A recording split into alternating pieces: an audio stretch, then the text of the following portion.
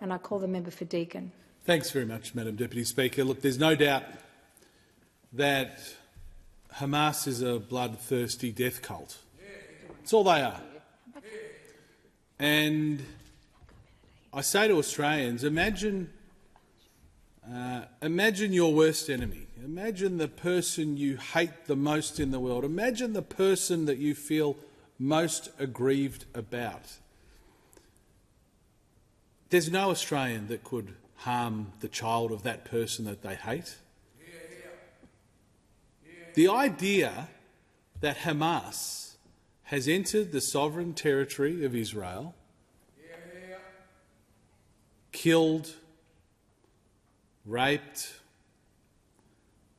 caused destruction in a way that we wouldn't have thought could occur since medieval times is extraordinary. And Hamas revels in that death. Many have said in commentary that I've seen in recent days that in World War II, when the Nazis were committing the greatest atrocity of all time, brutally murdering 6 million innocent Jews, they went to extreme lengths to hide it. They went to extreme lengths to deny it once it occurred. Here with Hamas, we see men, grown men, entering civilian areas, kibbutz, towns, villages, and revelling in the most brutal crimes against men, women and children. They're not men, they're jackals, hyenas. Order. It is extraordinary to think that anybody could pick up an innocent baby, pick up an innocent child, murder their parents in front of them, and then mutilate that child's body, burn it, behead it, and then revel in that by taking photos, footage, and boasting about it on the internet. So all I can do is offer my deepest condolences to the people of Israel, indeed to Jews around the world, who I know will be feeling it more keenly than anybody. But I have to say that even for myself, I have felt this very deeply, because to continue with where I started, in our way of thinking as Australians, as Westerners, there's no way in the world that we can fathom that somebody could do that to an innocent person, let alone an innocent child. It's just not within our frame of thinking that you could do that to an innocent civilian. We see all the time on the news heart-wrenching scenes, whether you see it out of the conflict in Ukraine at the moment. It's devastating. But there you're seeing armed professional men in the military fighting one another. And there's a great injustice there with Russia invading sovereign territory of Ukraine. But in the end, it's two nations with military capability fighting one another. Here, there are examples of families found dead. A family of 5 found dead, their bodies found hugging one another. You can imagine the scenes. A family having breakfast, going about their day, whatever, hearing firstly the mortar shells, then hearing gunfire, then hearing somebody perhaps kicking down the door or breaking a window, entering the house. They all cling together on a bed in a bedroom. They probably lock the door. The door's kicked in and they're shot in their beds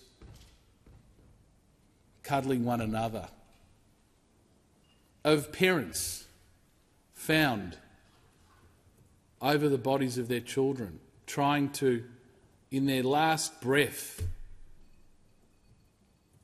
take that bullet rather than that bullet hitting their child.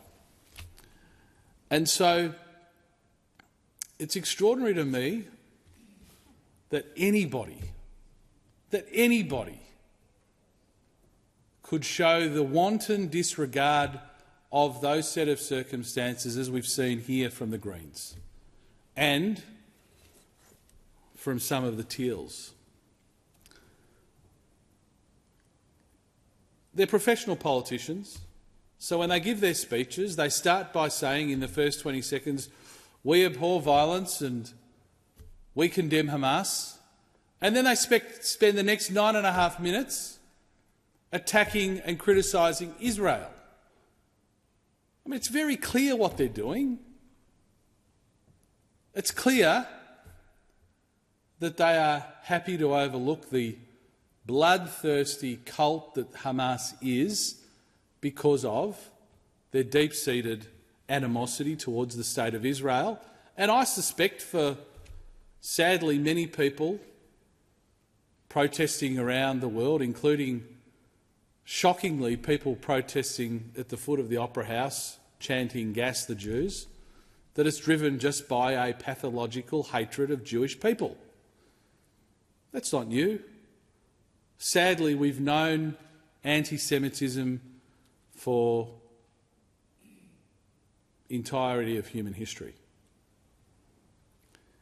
And so I want to congratulate the vast majority of the members of this House who have unequivocally provided support to Israel. You cannot compare what Israel is doing in defending themselves now with their actions in Gaza in any way, shape or form with what occurred on that fateful morning. Calling on Israel to show restraint, well, can I tell you that most Australians would look at that and say, if there was the prospect of somebody entering my house and slitting the throat of my child, restraint is the last thing that would be shown. And we've got Hamas cowering within a civilian population to try and do what they always do, which is use their people as human body bags for their stated aims. And their aims are just to destroy the Jewish state and to expunge it of Jewish people. And we saw, when we say expunge, what that means. It doesn't mean politely ask them to leave Israel. It means slitting their throat, killing their children, burning the bodies and raping and kidnapping the women.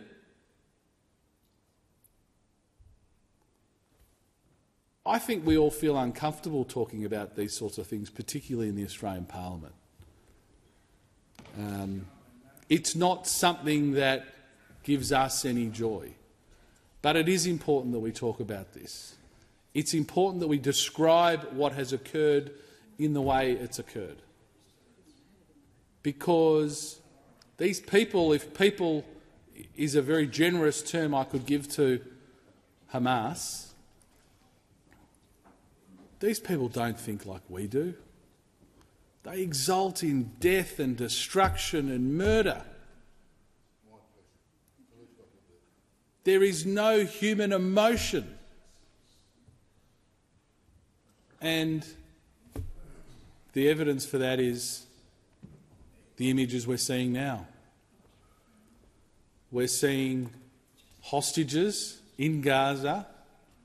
We're seeing babies being held in Gaza whose parents were slaughtered by Hamas just days ago. We pray that they can be returned home. So I'd say to the Greens political party, I'd say to those Teals that thought they would condemn Israel, that by doing that you are giving aid and comfort to the worst filth in human history. And on this side of the House, and I'm sure in the vast majority of this chamber, we won't do that, and we'll encourage Israel to do everything it can to defend itself and its people. I thank the member for Deakin, and the member for